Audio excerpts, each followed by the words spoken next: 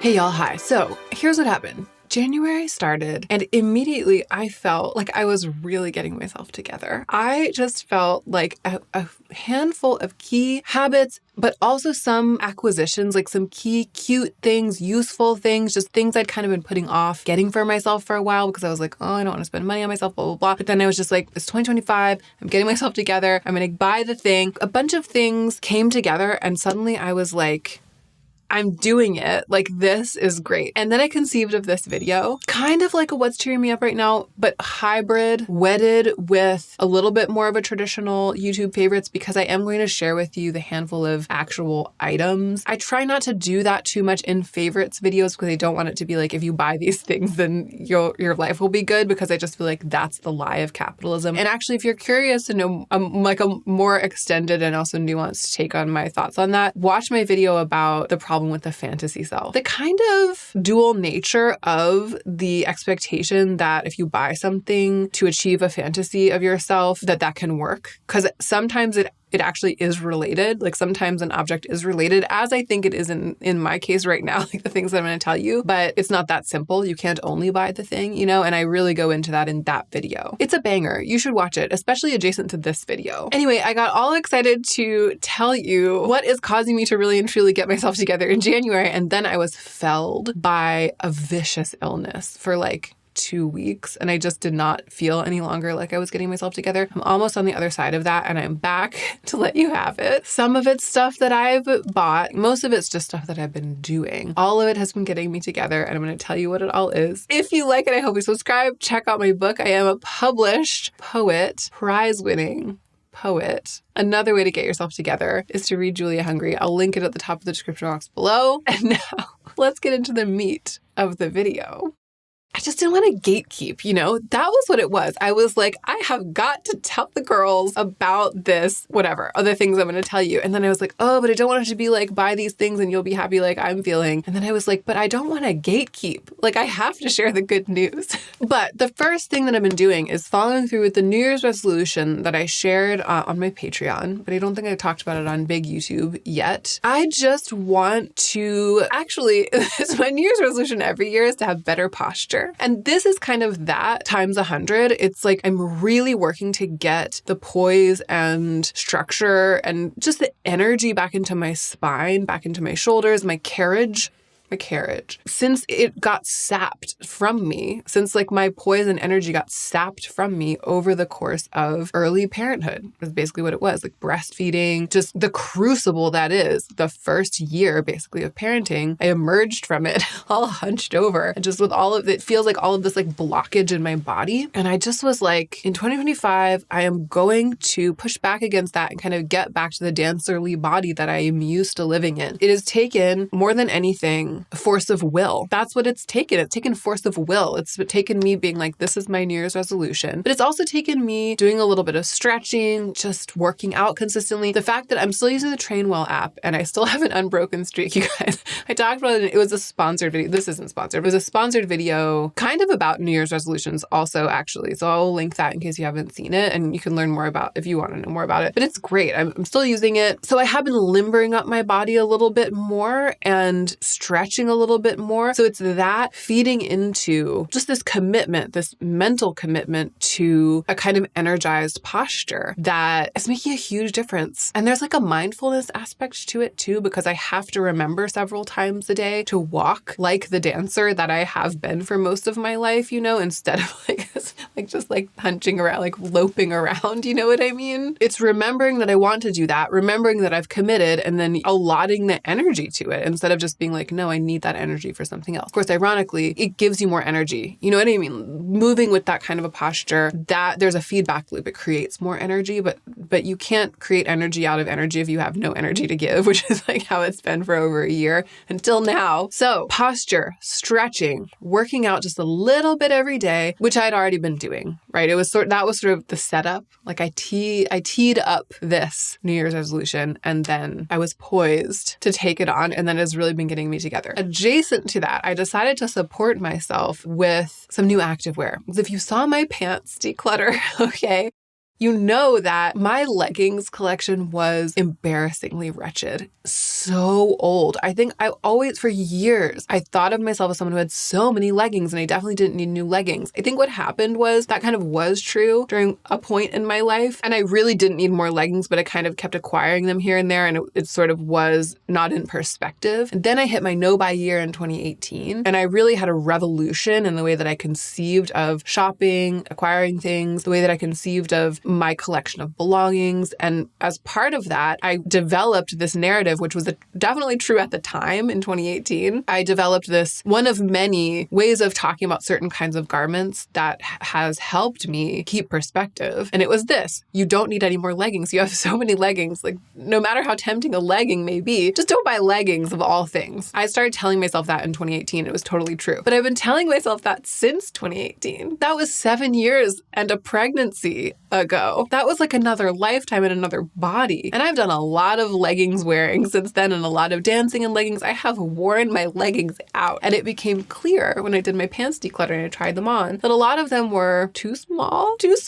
and also wrecked. Like, more to the point, they were just not in any kind of shape anymore. They were done. And when I weeded them all out, I was left with, I think, one legging in a color that I kind of regret, and then one other pair of leggings that I wore for a lot of pregnancy, and that is a little bit stretched out, to be honest. I didn't say that at the time, but it's true. So I've been working out in my pajamas, just nothing, like in loungewear, mostly pajamas, but just anything that I could move in. I haven't been wearing workout clothes because I don't have any. I just didn't have any. But I was starting from nothing. I was doing like 15, 20 minutes a day. It didn't feel high stakes because I didn't feel strong. I didn't feel good at it. I was just like crawling to the workout every day and being like, Over time, I got stronger. And by the time 2025 started and I was like, I'm coming at it with poise and posture, I felt strong enough that I was like, well, I'm going to these workouts and I feel like I can do it. I feel strong. So I think I could benefit from some activewear that I could put on to do the workouts so that I can really feel like I'm fully in my body and like doing an activity and not just half like grasping at it like I kind of felt like I was doing when I was doing it in my pajamas. You can still hear the sickness in my voice. I know. I apologize. I'm mostly better. It's been a long one. So I decided to allot a little bit of budget to like a couple of workout sets, like leggings and bra top sets. First, I tiptoed into Quince, which is kind of my go-to when I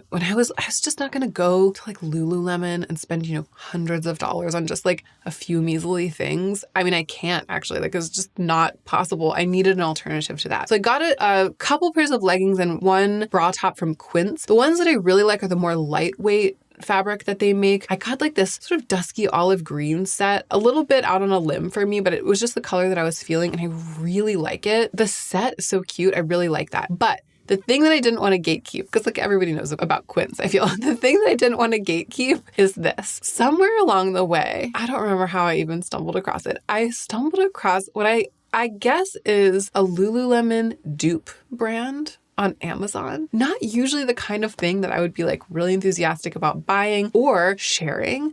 But y'all, I cannot keep it from you. I cannot tell a lie. Like it is so, the clothes are so good. I swear this is one of those places that like has access to the factory and the patterns or something. Like I think that there is someone on the inside at Lululemon like has branched off and is selling the same thing. Probably not exactly the same because I can't compare the review. Some of the reviews are like, oh, it's almost exactly the same. Like the fabric's maybe a tiny bit different, but I am really picky about fabric. It's really good. And the fabric content, I mean, it's activewear, right? So it's all blends. They're like some poly, some cotton, nylon, that kind of thing. Activewear is the one clothing realm in which I will accept those kinds of materials, right? But the blends are right. They're a lot like the more high-end things. This hoodie that I'm wearing is one. So what I did was I got like 2 pairs of leggings from them and a bra top. And I got this little jacket, which is what I've needed. I've needed something to put on over my like bra tops and leggings because it's a little chilly to work out in. And I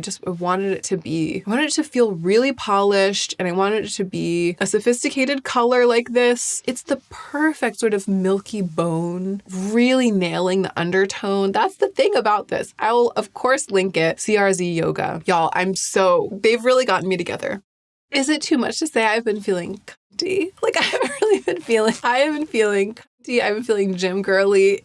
Just in this one, I want to say it was $30. $30. Like if you go to Lululemon for this kind of thing, and it feels so Lulu to me. Like it feels so Lululemon to me. The structure of it. I think it's a dupe for their scuba hoodie or whatever. It's cropped. It's supposed to be like a cropped tight thing. I got it. I sized way up because I wanted it to be a little bit loose, but I did want that cropped waistline. It's absolutely perfect. I think I got an XL. And I think my proper size would have been a medium, but I didn't want something really tight. I guess it doesn't take much, but this one $30 Lululemon dupe zip up has completely gotten me together. I've been like sashaying around my house being like, I work out, she goes to the gym. That's what I've been like. I've been like, can you tell from this that she goes to the gym? And I don't go to the gym. I just like work out in the corner of my house. I had to tell you about CRZ yoga. My collection is not stopping here, even though it's inexpensive. Like about half the price, if not less than that of the cost of places like Lululemon, Athleta, et cetera, et cetera. I still can't go buying like a huge workout wardrobe right away. I have to pace myself, but I feel like it's going to be a little legging here, a little bra top there until I'm like kitted out in CRZ yoga. Let's move on. So skincare, I feel like I've been doing better with skincare than I was in the last couple months of last year. And there are a couple of products that I'll mention, but they are not the key. The key has been time. And I've said this before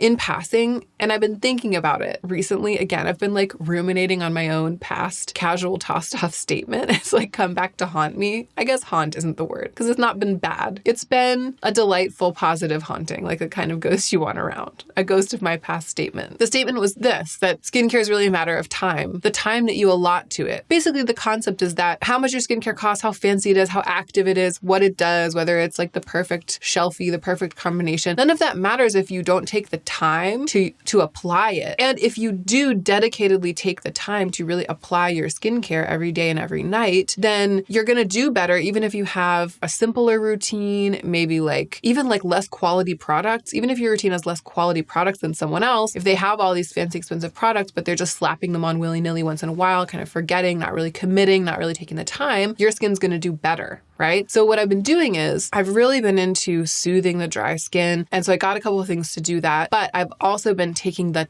time. So in the morning, I'm like, I'm going to do it. And I take the time to pat the serum products into my skin to really let it sink in, to layer, to nourish. I do a lot of layers, leave time before I go in with makeup so that it can really soak in. I'm just focused on giving myself the time, not rushing it and thinking that other things are more important. I mean, there are other really important things going on, but I make sure that I make the time, right? At night, I've been more frequently taking a bath in order to mask in the bath. And the way that I've made it make sense with timing is that I've been getting in the bath like right after the baby's bedtime. And that has also helped me reduce my screen time in the evening, which was also one of my resolutions. Because if I start running the bath, like basically as he's falling asleep and I get right in the bath, I don't have time to get caught up scrolling and just like, I don't know, like deciding which CRZ yoga legging I'm going to buy next. Like, suddenly an hour is gone. And then I start the bath and then like I've deadened my brain with screen time for an hour before I've even started this bedtime routine. And then I'm less likely to take the time to do like a couple different masks in the bath. I'm less likely to sit there for as long of a time with the mask on. So I've been getting right into the bath, basically starting the bedtime routine as soon as I can. Joe calls it the bath path. I like get on the bath path right away instead of waiting an hour before getting on the bath path at night. And because of that, I have been doing more masking. My skin's been softer, more hydrated, etc. So time has been the key, but here are the couple of products that I feel like have been helping me a lot. For masking in the bath, this is K-Beauty, Beauty of Joseon, Ground Rice and Honey Glow Mask. It's funny, I think of this as an oatmeal mask. It's like this chunky, really soothing, moisturizing. I mean, the honey will do that. It might not even have oatmeal in it, but it seems like that's one of the ingredients based on the color. I'm gonna look it up. It doesn't look like it has oatmeal in it as an ingredient. It's a bunch of rice products like Rice Bran, rice hull, powder, and then honey. And the honey is a really great ingredient in a mask. This is amazing. It doesn't dry down really dry and crusty like a mud mask. It stays soft on the skin, but it's nice and thick, a little bit chunky, really, really effective. Easy to sit there for like 20 minutes in the bath, 30 minutes. I'm usually reading in the bath. I'm reading my Kindle. I mean, usually, always. Like that's always what I'm doing in the bath. My skin loves colloidal oatmeal, and I've been thinking that that's what this was, and it's not. That makes me think I could get another mask that is oatmeal and incorporate it, and I could like double mask or do one night and one the next. Kind of excited that this isn't the oatmeal mask I thought it was. But yeah, ground rice and honey mask. It's $18, which I feel like is a great price for this size. I've been using it for a long time. I've been using it for weeks and many nights. And I feel like I use a lot at a time. It just feels like a pretty hefty amount. This is the kind of thing at this price that I would re-up on in an instant. Actually, as soon as I saw when I was holding it up, I was like, I'm running kind of low. I should go ahead and buy another one. And it's so worth it to me. The product at the price, what it does, it's really getting me together. Another relatively affordable K-beauty skincare product. This was a recommendation from the comments. Thank you to the person who recommended this in the comments. I immediately went and got it. It's $15, at least that's what it was when I bought it. It's the Purito Dermide Cica Barrier Sleeping Pack. Purito has kind of rebranded since I last checked in with them, and I like what they're doing, right? I like it. It's fresh, it's very clean, it feels good. This is a pretty hefty, creamy, and don't get me wrong with this word, but I'm going to use it anyway. It's a little bit of a gluey cream. It's not, though. It's not gluey at all. Like the word gluey, I think it's probably taken you all to like a place that this doesn't go. It's just a cream. Like it isn't sticky like that. It's just maybe on the scale, on the gluiness scale from 0 gluiness to 100 gluiness, where 100% gluiness is like, it feels a little bit like it's really glue, like it's going to dry down. Most skincare products are pretty much at a 0. Like there isn't really gluey skincare out there that we like. And this is at maybe like a 5 out of 100. Right? Or maybe even an 8, right? It's just a tiny bit stiffer, a little bit more body and a little bit more stick, just a little bit more than most skincare products, which is great because it's beefier, but it doesn't have enough oil content, not enough occlusivity to really be that like sealing final layer. I tried it a couple nights as that, like putting on all my other evening skincare and then putting this as the last layer and then sleeping, and I woke up with my skin feeling a little bit dry, quite dry actually. But it's a great second to last step. Really nourishing. A little bit goes kind of a long way. Coat the skin and then tap just a little bit of like the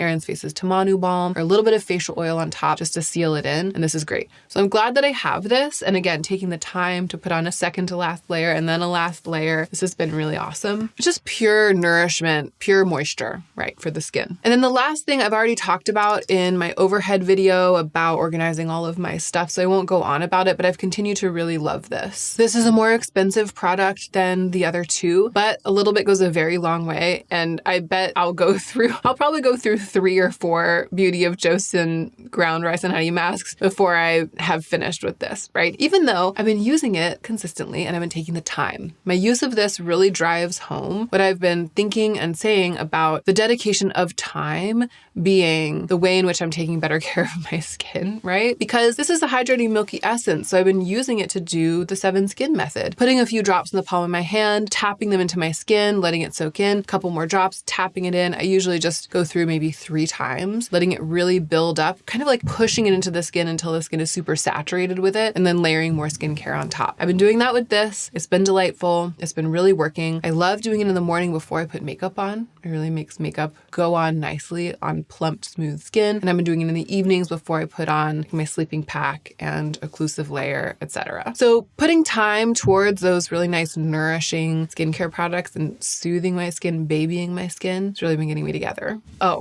Oh yes.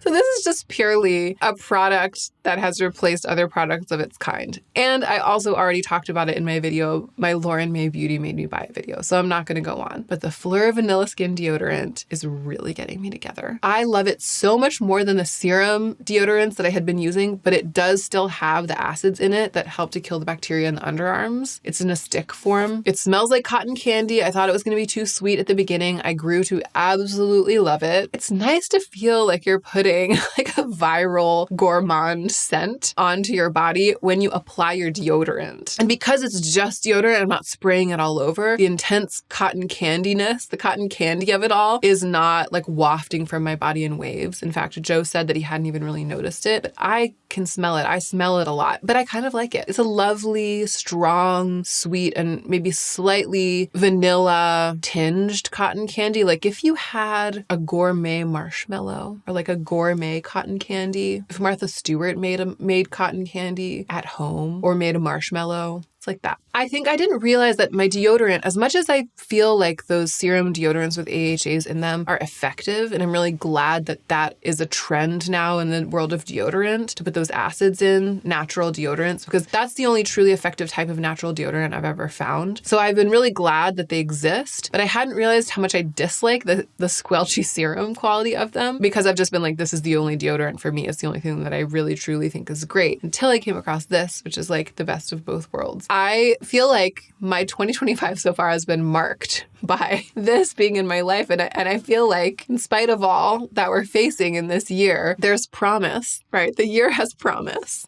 So the last two things are a little bit more like lifestyle and behavioral, and maybe just, well, one is kind of New Year's resolution-y. I'm doing dry January, and I'm also taking the month off of eating sweet treats all the time, which I had kind of been doing. I hadn't historically been like a constant flow of sweet treats person, and I knew that I needed to get back to a more occasional relationship with sweet treats. So doing a hard reset, which is like a classic January behavior. You know what I mean? But I'm doing that. And the thing that has really helped is having something that's special, that's not alcoholic or made with sugar, to have in the place of those things during the day to give me a little something, right? So making tea, making like a nice mug of tea after lunch instead of having like a piece of chocolate like I've been doing for a year. At night, making like a natural like hot chocolate alternative after dinner. Like I've been using the Bloom hot cocoa. I also really like Clever blends for that. You know, these like creative, maybe slightly sweet latte alternatives, but like not sweetened with cane sugar, you know? So it's still a treat, but it's not like, again, eating half a chocolate bar after dinner, which is what I've been doing for a year. So I think it's worth bringing up, because when I first started the month and I was like, okay, no sugar treats, no alcohol, the first day came and I was like,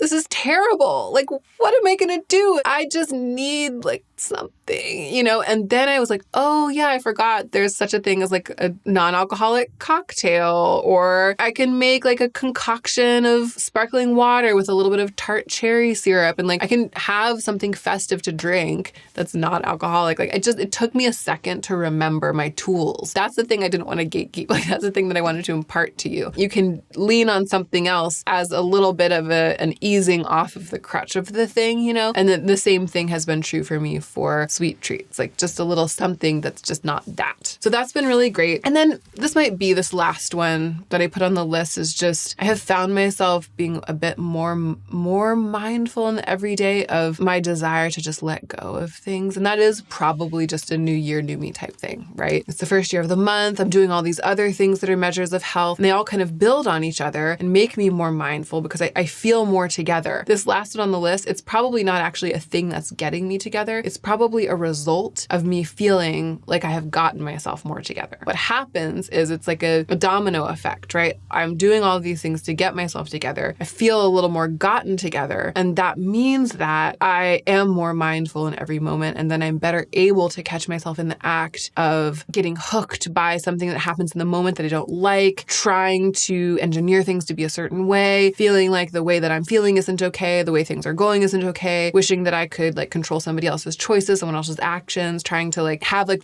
too firm of a grip, like a vice grip on what's going on around me or what's going on inside of me. I feel like I've been doing a better job of catching myself when I'm going down that path, and then just being like, oh, there's another option, which is just to let it go. And you can just do that instead, and nothing bad will happen. Literally nothing bad. Even if the other person goes on to do a thing that wouldn't be the thing I would have chosen for them, it's actually fine. Like, it's just fine. It's like from here to here, and it's fine. Like, either one is fine. And then I've let it go, and it's way better. I've noticed an increased ability to do that. And it's funny, when I made this list, I thought that was like another thing getting me together. But no, I think that when I am gotten together, then that's the way that I am, my just slightly better self. So in spite of being like speaking to you from a froggy throat still, I feel gratified by the tools and ways that I have reached for in this like flush of energy that often comes with the new year. And I thought that it made sense to just sit down and record that and hopefully keep the energy going, because by this time it's almost February. Right? So maybe we can keep it going in February and just not let that dedication of energy to the self, like to taking better care of ourselves, not let it die, right? Let's continue to take better care of ourselves as the year continues. Here's the thing. Do you have one? What has been getting you together? It could be an item. I would love to know with this. If it's stuff, that's fine. I would love to know. You don't gatekeep. Don't gatekeep what's getting you together, okay? What has been getting you together? But also, of course, if it's a habit or a mindset or just a resolution that you've been sticking to, a routine, something like that, let us know in the comments below what's been getting you together. I can't wait to read. And don't forget to take extra good care of yourself so that you can be the most effective version of yourself as you do your work in the world.